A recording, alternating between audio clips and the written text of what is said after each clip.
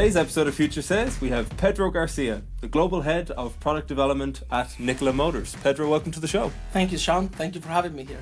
So tell us a little bit more about yourself and Nicola. Yeah, great. So I'm Global Head of Product Development at Nikola. My responsibility is to take the product from the concept to the development cycle and get it to market across with our manufacturing organization, the program management, supply chain.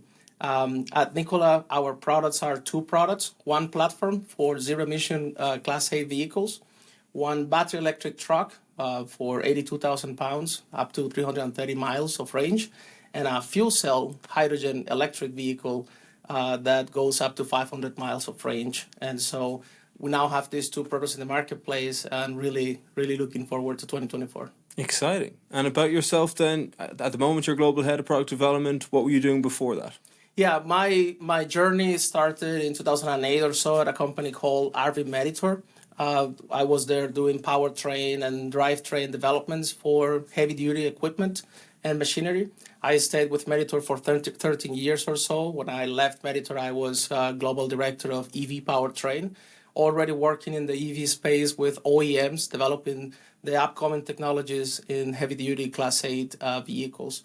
Then I joined Nicola as a Senior Director of Fuel Cell Electric Vehicle, and my role there was bringing the alpha vehicles through the development cycle and then work as a head of propulsion engineering to develop the propulsion systems for both the battery and the fuel cell truck. And then lately, as a global head of product development, running all the technology and engineering organizations at Nikola. Okay. So Nicola's trucks, who's the target market? Who's the ideal customer? We have two great areas right now in North America. One is California. California has lots of incentives for these technologies, where for the fleets it actually makes sense to purchase this equipment, and it's zero emissions, both our BEV and fuel cell truck. And Canada, believe it or not, there is a good amount of government push for hydrogen in Canada. So as part of our Q4 deliveries, we announced that we delivered 35 vehicles to wholesale. And some of these, 31 went to California and 4 went to Canada. So these are the two main markets right now for us because we have to also build a hydrogen infrastructure and create a density of vehicles around the stations, and then expand from there as we continue to create more infrastructure as well for the hydrogen stations. Okay, so you got two very different vehicles. You got a BEV and you got a hydrogen. Correct. How much different is it to produce both those different types of vehicles? Yeah, this is a good point. We have our manufacturing line is in Coolidge, Arizona. It's about an hour south from Phoenix, where our headquarters is. There we have capacity for up to 2,400 vehicles per year. And we tool the assembly line such that we can build both vehicles in the same line. We can build a battery electric vehicle as well as the fuel cell, and we can then ship to the customers out of Coolidge, regardless of the vehicle, depending on what the customers pull. The big difference between the two is the hydrogen content. So we developed first the battery electric vehicle, which is 733 kilowatt hours of batteries, high voltage batteries. Then for the fuel cell truck, we added all the hydrogen technologies, the fuel cell power module, the hydrogen storage, and 2 battery packs that make up for 164 kilowatt hours. So it's the same platform with 2 different powertrains running on the vehicle from the hydrogen perspective. Okay. It's very similar, same chassis, very similar cab. And our customers get used to the very roomy in-cab experience and very premium ride. It's, many of our customers, when you see them getting off the trucks, big smile with the comfort of the ride, and they describe it as a premium sedan ride with a sports car feeling. So it's very great. Okay. And so the hydrogen is quite new, right? That's as of 2023 or what? Yes. Yeah, okay. Yes. So our hydrogen truck we launched in production in September 2023. We started shipping vehicles in Q4 2023. Have the great, I would say, pleasure for Nicola to be the first one in the marketplace in the U.S., really delivering these cutting-edge technologies to the commercial vehicles, heavy-duty transportation. Transportation makes for very high amount of carbon emissions. And for every truck we can put out there with no carbon emissions, it's a great win for the environment as well. Amazing. So if there's 35 hydrogens shipped in Q4 23, how many are you shipping on the BEV platform? So on the BEV, we are looking into start shipping trucks to customers for customer demos in Q1, at the end of Q1. And then we continue to ramp up as the year goes. You know, we are looking into filling up the capacity of the plant as we have as the year goes with both platforms, looking into the California and Canada market for the fuel cell and all North America for the BEV, because you don't have the hydrogen infrastructure constraint. Charging infrastructure is available pretty much everywhere in the country. So we're really looking forward to how our BEV vehicle will span across the country. And why didn't you just say, let's go down on the BEV route? Let's go, go, go, go, go. Why introduce another option? That's a great question. So on commercial vehicles, heavy duty is a very energy dense, energy demanding application. For long distances, you really need lots of energy on board. With batteries, you're limited to somewhere between 700 to 900 kilowatt hours, and in an estimated range between 330 miles max. And then the recharge time, in many cases, is not short enough for the fleets to continue to run their operations. So the hydrogen truck brings a range that's much longer, up to 500 miles, and a technology that you can refuel the vehicle in as little as 20 minutes. And so the truck can run for 500 miles, stop at a station, refuel in as little as 20 minutes, and continue their journey in a long haul. The other benefit that the fuel cell hydrogen truck has relative to the battery electric is the payload. You have less weight on the vehicle itself because you don't have as many batteries. But the BEV has good applications inside cities and short hauls, and so we see that the technology is a good split between the battery electric and the hydrogen, and we continue to leverage both since we developed both at Nikola. That's so interesting, so much fun. Yeah, okay, for sure it is, yes. You'd mentioned how there is the charging infrastructure for the BEV already in place, so, do you think that there's no challenges there from an infrastructural perspective if we just take the BEV platform for now? There is challenges on the infrastructure side, especially as the fleets scale up with number of vehicles. Charging one truck takes quite a bit of energy on site, and so the utilities become the bottleneck when a fleet runs 10, 20, 30 vehicles and try to charge them depending on the operating cycles that they have. So that's one challenge, as well as the time that it takes to add the additional charging power on site. In many cases, it is about 18 months from the beginning to end to add additional charging infrastructure. In both cases with high voltage charging and hydrogen, there is good amount of government incentives from the IRA, where the government is actually funding many of these projects to create hydrogen hubs as well as high voltage charging infrastructure in the main corridors for heavy duty trucks. Okay, and on the hydrogen front then, you say there's things happening, but is this just going to transform in the next couple of years? You're still early doors. Initially, what we're trying to do is build density in California with the hydrogen truck. So we create we call it temporary fuelers, where we bring liquid hydrogen as well as gaseous hydrogen on the site. And the trucks can fuel in the stations with the mobile fuelers. You can fill between 20 to 120 trucks, depending on the size, whether it's liquid or hydrogen at the station, for liquid or gaseous hydrogen at the station. So as we continue to build this, call it smaller stations, and we build density, then we can build a permanent station bigger with much higher capacity to fuel trucks during per day. So it's a strategy where we call it land and expand. We land with mobile fuelers. We start bringing customers to that area. We build density of trucks and stations, and then we put a permanent station. That's kind of our going forward strategy when it comes to hydrogen infrastructure. Okay. So the BEV platform, very good for cities, but very heavy, so definitely downsides on that. The hydrogen platform, great for long distances. Are there downsides of the hydrogen platform? I think the infrastructure is one, because it'll take longer to put it in place. There is other areas on hydrogen in terms of buildings that require certain regulations for getting hydrogen trucks around them. So as we get more hydrogen trucks and hydrogen becomes more mainstream, there will probably be additional regulatory around hydrogen safety that the industry will have to push forward. You know, at Nikola, we developed in many cases the hydrogen standards for the world.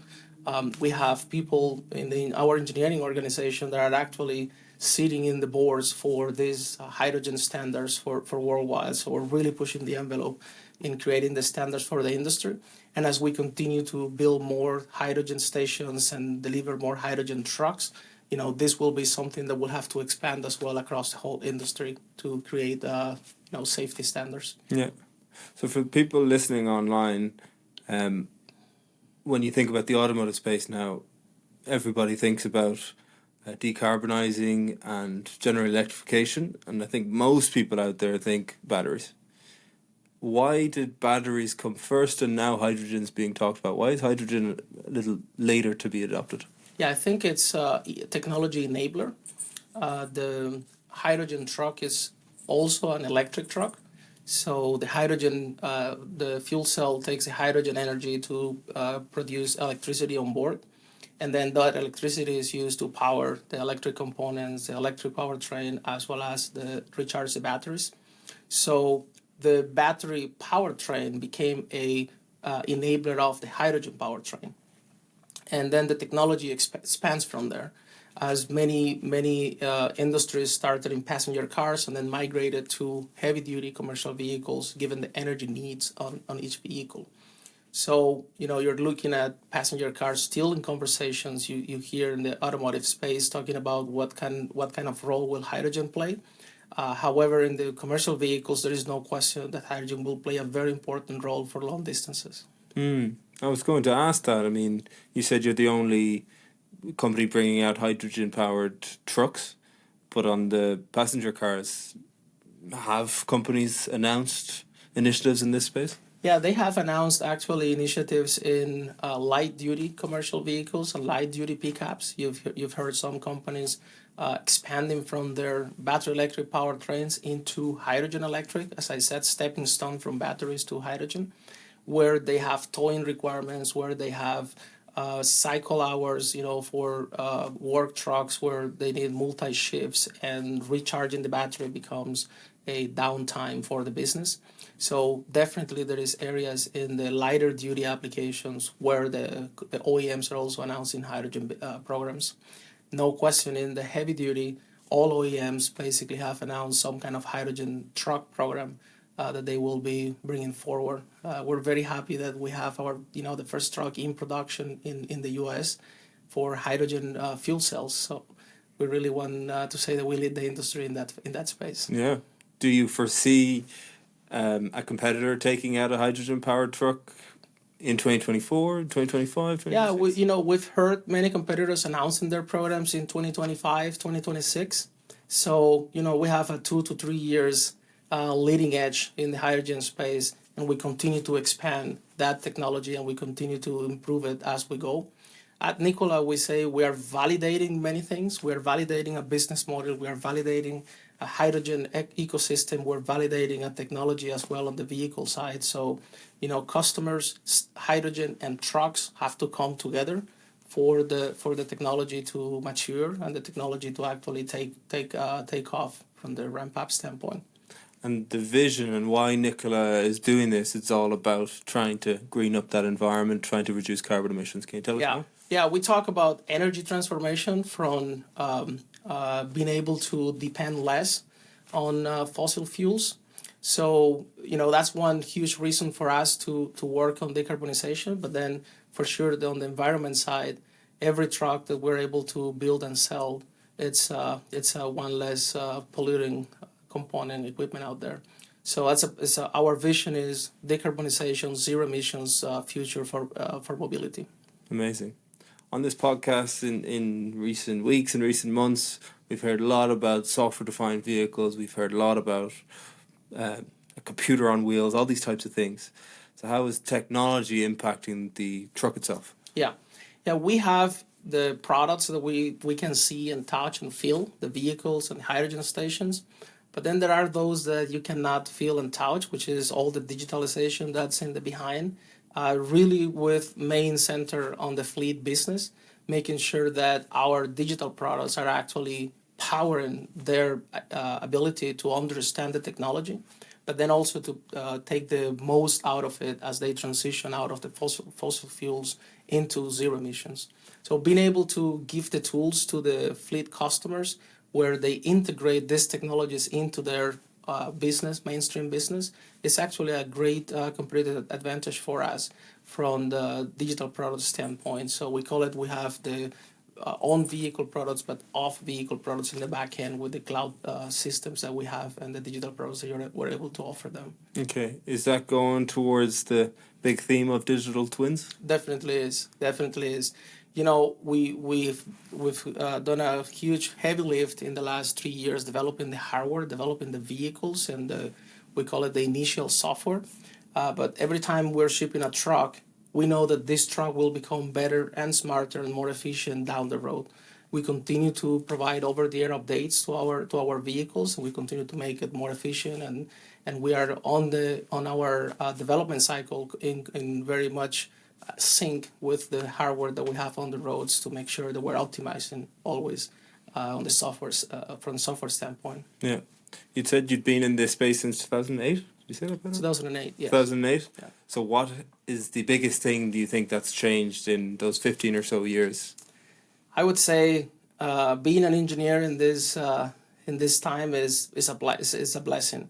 I think this kind of revolution happened 100 years ago when gasoline and diesel powertrains were established. We are actually seeing the establishment of the technologies that will probably power for the next 100 years to come. So this is the major industry revolution that I've seen in my career, in my lifetime, and I call it a one in a lifetime opportunity to be able to lead this transformation. Amazing. When you talk about that transformation, when you talk about over the air, I mean, that for me is so transformational as well, how you can update a vehicle on the fly. Still, I struggle to get to grips with that. But can you talk about some of the technical challenges that you have within your role when you're trying to completely transform these vehicles? Yes. I think the timelines that we have are normally very aggressive as a industry. And so being able to have lots of simulation and analytical tools in the background supporting our development has been very important for us. And having a company like Altair providing this kind of solution for us, really powering our ability to don't wait for the hardware to be tested, but actually being able to understand the system, understand the vehicle way ahead of having vehicles running on the road. So this was very instrumental for us to meet our timelines. Same thing on the software side, being able to have the software development in parallel with the hardware. And then as we get this paired and start doing validation and verification of the vehicles, we continue to close the loop over and over as fast as we can. And this is really what has made Nicola what we are today, the ability to move fast and to put products in the marketplace with quick validation and verification. Amazing. Can you talk about some of the technology projects you're working on at the moment using Altair software? Yeah, we have optimization as one. On the vehicle, we always want to reduce the weight of it. That's, every pound we can get off the truck is one more pound of payload that our customers can move. So a tool that Altair has, OptiStruck, is very instrumental not only for weight optimization, but multi-physics optimization, including thermal and electrical engineering. The fuel cell electric vehicle actually is a great example of a thermal optimization. The fuel cell power module generates heat, and it's hard to take all of this heat and reject it from the truck. The heat rejection technologies that we have on the vehicle are very advanced for a vehicle this size. So being able to do all of this simulation and tune and fine-tune the thermal systems on the truck, and then continue to do the verification after the vehicle is built, it creates this closed loop between the simulation and the physical part that continues to evolve and improve in a virtuous circle. Amazing. And, in other episodes, we've heard a lot about technology is one thing, but a partner is far more important than just technology itself. Can you talk about Altair as a partner as well? Yeah, definitely. Partners, one thing we've said at Nicola is that decarbonization is an industry-wide approach. And across the vehicle, we have 1,800 N items, 10,000 parts, 40,000 parts, 10,000 instances, 40,000 parts. This is a lot of components and a lot of suppliers in the background to make it happen. So partnerships is for sure number one when you embark in an endeavor this size, to bring a product from concept to market with 300 plus suppliers behind you pushing the technology forward. So partnership with Altair was great for us, is great for us on the product development cycle because it empowers the fast development on our side, but also help us to continue to use the latest and greatest tools with AI, machine learning, and other tools, data analytics that we can continue to introduce in our development cycles. Brilliant, and thanks for that, Pedro. We're also very happy to be partnered with yourselves. Thank you. On the people side, I mean, you've mentioned so many different technologies there. An engineer's job is so different today as it was when you started in 2008. Yes. So how can they keep up? How do they keep training and upskilling on new technology? Passion is number one. We have 900 plus employees at Nicola, and it's amazing the passion you see in everyone's eyes, and that powers the ability to keeping up with the technology and keeping up with the development, fast-paced development that we have. We say at Nicola, we will find a way or we make one, and that's just the testament of the passion that our team has and the ability to continue to push the envelope on the technology. Very talented engineering organization in the different teams that we have, all the way from vehicle engineering, propulsion engineering, controls and software, validation engineering that really has been able to, get us to where we are today. Great team. Great. And you clearly have no shortage of passion as well, Pedro. Thank you. Yes.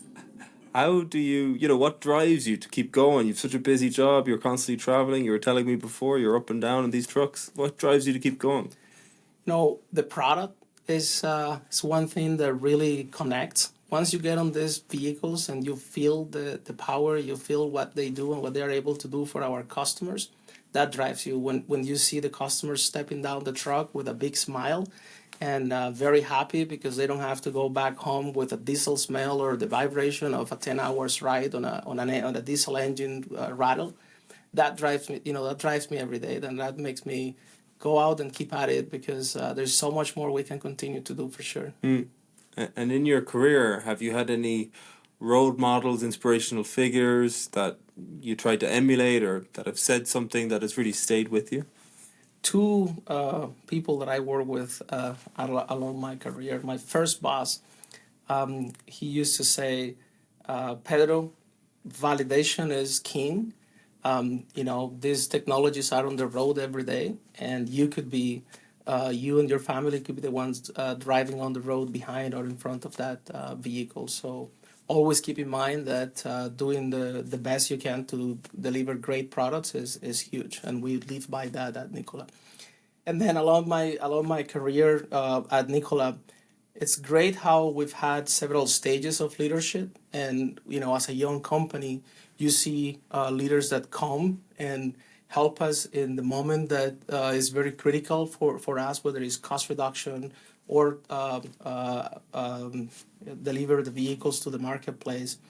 Steve Gursky, our CEO, he has two great sayings that we really live by at Nicola. One is, "Don't chew on yesterday's breakfast," and this is one that you'll be amazed how much we use it at Nicola, because we're always looking forward. We're also always looking up to the future, and it's not going to make any better looking at what happened or what could have been, but what we can deliver in the future. And the second one I mentioned earlier, that we will always find a way or make one, and this is really what powers the Nicola way of always trying to find additional technologies and innovation to drive the technology and the products forward. Yeah, because would you consider Nicola a startup still? We are still a startup. You're a startup? We are no longer a pre-revenue organization. Yeah. We are selling products. We have two great endeavors in front of us. One is grow the software digitalization and digital products. These vehicles are hardwares that will just power the software products that we have, and so that's a big endeavor in front of us. And then cost reduction and optimization. We have to seek profitability, as we've mentioned before. So working with our partners to make this technology more and more cost effective, so that it makes always more and more sense for the fleets from the total cost of ownership standpoint. Yeah. What about the challenges working in a startup? It all sounds very rosy, everyone's ambitious, everyone's moving hard, everyone's got the right goal. What are some of the challenges you have on a daily basis? Timelines is one. You're always in a very tight timelines, and many times you don't know if you're going to make it until you actually realize that we'll always find a way to get there. When days get hard, a great way for me to always go back and connect with what we do is go back to our manufacturing plant in Coolidge and see the products going through the line and see our trucks running outside and testing and, connect with the product. Product always gets you back into the center and say, this is why we do it, keep pushing forward. So there are many times where dealing with suppliers is big suppliers that may or may not have very, very dedicated resources for startups, given that, for them in many cases, volumes are not meaningful. We're still bringing new product to market. So, convincing them and bringing them a strategic vision to see what we can see, that's a challenging one, because you're not dealing with many revenue that attracts them. So a strategic mindset is always what needs to be the common ground. Sure. Do you have specific objectives over the next few years in terms of market adoption and what percentage of trucks you want to be electrified? So we want to fill up our capacity in Coolidge of 2,400 trucks per year. So that's a good undertaking. Expand the hydrogen infrastructure with the strategy that I mentioned earlier, and deliver as many battery electric vehicles to the market going forward, since we can expand across the country faster than the hydrogen vehicles. So those are the three main objectives that we have. And is regulation working for you or against you? For us at this moment. Okay. I mean, it's very hydrogen-friendly environment right now in the U.S. and Canada, and zero emissions actually it's a very friendly environment for zero emissions technologies and development. Yeah. Last question. Yeah. What excites you the most about the next 10 years? Adoption. Seeing these vehicles and technologies in general in the industry, seeing them becoming more mainstream, and feeling that you were part of it.